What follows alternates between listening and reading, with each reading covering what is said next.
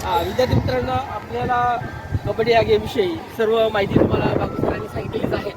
तरी मात्र थोडक्यात ज्या काही खेळामधल्या टिप्स आहेत त्या थोडक्यात मी या ठिकाणी सांगतो. ते साधारणतः 14 वर्ष गटामध्ये जे मुलं खेळतात मुली खेळतात त्यांच्यामध्ये जे ग्राउंड आहे तर त्या ग्राउंडचं मेजरमेंट तुम्हाला माहिती आहे का? माहिती आहे? नाही. 8-11 ते ग्राउंड आहे, बरोबर आहे. म्हणजे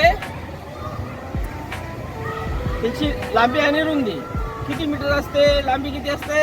11 मीटर आणि रुंदी किती असते?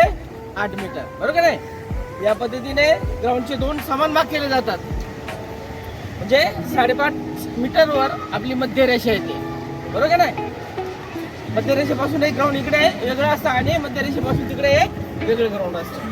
आपल्याला ज्यावेळेस मध्यरेषेपासून दुसऱ्या ग्राउंडमध्ये कबड्डी म्हणत जायचं असतं त्यावेळेस आपल्याला आपल्याच ग्राउंडमध्ये दोन्ही पाय असताना आपल्याला कबड्डी म्हणावं लागतं, बरोबर आहे. म्हणजे कसं, समजा ही मध्यरेषा आहे, तर बघा तिकडे थोडी ही मध्यरेषा आहे. आता इथून मला दुसऱ्यांच्या ग्राउंडमध्ये जायचं आहे तर इथूनच कबड्डी तेव्हा आपण पाऊल टाकायचं आहे, बरोबर आहे. त्यानंतर खेळत असताना एक सारखा दम आपल्याला घ्यायचा आहे. मध्ये दम फुटता कामा नये, नाहीतर तुम्ही काय करता कबड्डी मध्ये कधी होटावर तुम्ही जी फिरवतात ते पण चालत नाही. एक सारखा दम घ्यायचा. 28 ते 30 सेकंदापर्यंत आपण दम घेऊ शकतो. त्यानंतर तुम्ही पुढे गेल्यानंतर खेळाडू आउट करण्याचा प्रयत्न करतात त्यावेळेस आपल्याला क्रॉस पण करायची असते. एकतर खेळाडू आउट करायचा किंवा क्रॉस झालंच पाहिजे आपल्याकडे, बरोबर आहे. जर समजा तुम्ही खेळाडू आउट केला नाही आणि क्रॉस केलं नाही तर तुम्ही बाद होणार. पण जर समजा तुम्ही क्रॉस केली आणि खेळाडू बाद झाला नाही तरी चालतं, बरोबर आहे. तुम्हाला आपल्या रिंगणामध्ये परत किंवा आपल्या ग्राउंडमध्ये वापस येते. परंतु जेणेकरून क्रॉस केल्यानंतर खेळाडू काही सत्रे असतात ते काय करतात की लगेच क्रॉसच्या मागे जातात, म्हणजे बोनस उभे राहतात, बरोबर आहे. कारण तुम्ही क्रॉस केलेली म्हणजे हा आता पुढे येणारच, ते बोनसवर जातात. आपण बोनस घेण्याच्या प्रयत्नात असतो त्याच वेळेस आपल्याला तिकडचे जे खेळाडू आहेत ते आपल्याला कॅच करतात किंवा पकडण्याचा प्रयत्न करतात, ते लक्षात ठेवायचं, बरोबर आहे. एकतर तुम्ही आता बोनस घेतला तर बोनस घेताना सुद्धा जसं क्रॉस करतो आपण त्याच पद्धतीने बोनस घ्यायचा असतो. म्हणजे काय होतं की आपल्याला एक खेळाडू बाद केल्याचं श्रेय मिळतं, बरोबर आहे. खेळाडू बाद नाही झाला तरी चालेल, परंतु तुम्ही बोनस घेतला आणि तुम्ही तुमच्या ग्राउंडमध्ये वापस आलात, सही सलामत वापस आलात तर तुम्हाला 1 गुण मिळतो. पण जर समजा तुम्ही खेळत असताना आपल्याला कव्हर कसा येतोय तिकडनं, कोण कसा कव्हर देतोय वगैरे या गोष्टी फार महत्वाच्या, हे पण पाहिलं पाहिजे, बरोबर आहे. ही झाली आपली रायडरची भूमिका, बरोबर आहे. म्हणजे आक्रमक. आता बचावात्मक खेळ कसा खेळायचा की ज्यावेळेस आपण इकडे 7 खेळाडू असतो तिकडचा खेळाडू आपल्या ग्राउंड मध्ये येतो तो सुद्धा आपल्या पद्धतीने खेळण्याचा प्रयत्न करतो, बरोबर का नाही. परंतु त्यावेळेस सुद्धा त्या खेळाडूला आता आपले 2-3-2 अशा पद्धतीने आपले खेळाडू असतात. मग त्यांना पकडताना आपण कोणत्या पद्धतीने पकडलं गेलं पाहिजे. त्या खेळाडूने क्रॉस केले किंवा पुढे पाय केला की जो कॅचर असेल त्याने पटकन पायावर झेप मारून कॅच करायचा असतो. किंवा कव्हर देतात, कव्हर देताना 3चा कव्हर पुढे गेला का त्याच्या मागे 2च्या कव्हर गेला की त्यांना पूर्ण कॅच करायचं असतं किंवा पूर्ण अडवायचं असतं. म्हणजे काय होतं पाहिजे, तो खेळाडू सुटू जाऊ शकत नाही. आणि सिंगल खेळाडूने जर तुम्ही पकडायचा प्रयत्न केला तर सिंगलला खेळाडू आवरत नाही किंवा तो बाद होत नाही, तो आपल्याला ओढून घेऊन जातो का की तो आक्रमक खेळाडू असतो, बरं का नाही. त्या पद्धतीने थोडंसं आपण ह्या गोष्टी जर लक्षात ठेवल्या साध्या म्हणजे बचावात्मक आणि आक्रमक या 2 गोष्टी तुम्ही लक्षात ठेवल्या तर कदाचित तुम्ही खेळामध्ये विनर होणार, बरोबर आहे.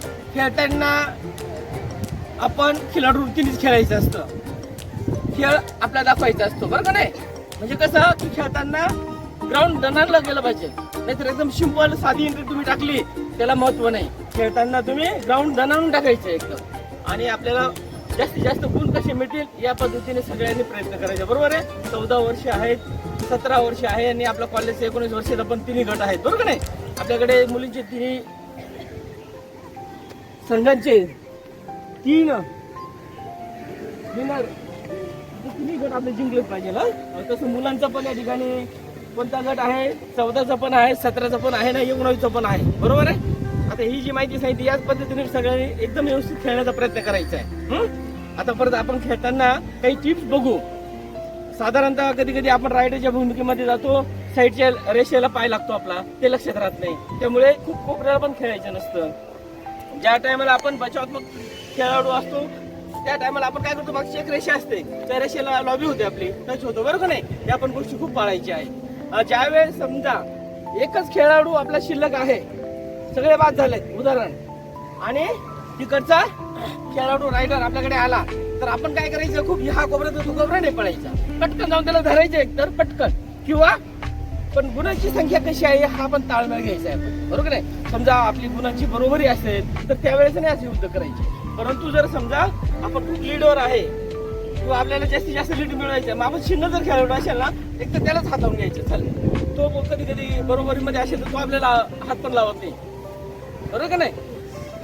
आणि टायमिंग थोडासा राहिलेला असतो, अशा टायमिंग मध्ये दोन्ही संघ काय करतात, आपण बरोबरीत येण्याचा प्रयत्न करतात. अशा वेळेस आपण कदाचित आपल्याला आघाडी घ्यायची असेल, आपण शिंगण राहिलं, तिकडचे 7 खेळाडू आहेत, तर आपण पटकन त्याला पकडण्याचा प्रयत्न करायचा किंवा त्याला हात देऊन टाकायचा, तो आपल्याला आउट करायला निघून जाईल, मग आपले पटकन 7 खेळाडू ग्राउंड मध्ये येतील, बरोबर नाही? म्हणजे मग तिकडचे खेळाडू आल्यानंतर आपल्याला सुद्धा काय करता येतं की गुण वाढवण्यासाठी आपल्याला प्रयत्न करता येतात. या दृष्टिकोनातून अशा वेगवेगळ्या काही बाबी आहेत खेळामधल्या, या सगळ्यांनी जरा व्यवस्थित लक्षात ठेवायचे आहेत.